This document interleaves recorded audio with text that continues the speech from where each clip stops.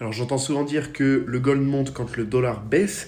Alors certes, c'est vrai, mais c'est pas le seul critère qu'il faut prendre en compte, et c'est justement ça qui fait que la plupart des personnes se trompent sur les marchés. Je te conseille de sauvegarder, ça t'évitera de lire le gold à l'envers. Alors il y a trois choses à savoir. Premièrement, c'est que oui, il y a la corrélation, mais c'est pas instantané.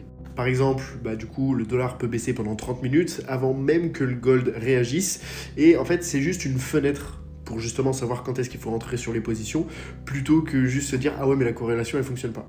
Deuxièmement, la corrélation se brise lorsqu'il y a des news géopolitiques. Donc ça, c'est très très important à prendre en compte. Notamment quand il y a des risques de chocs majeurs tels que des conflits ou même des crises financières, le gold cette fois-ci va aller avec le dollar plutôt qu'à contresens.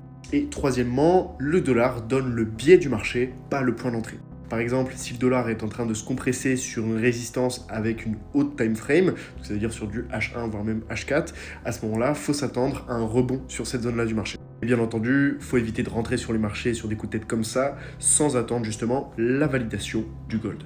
Il faut voir le dollar justement comme une boussole plutôt qu'un signal d'entrée, tout simplement.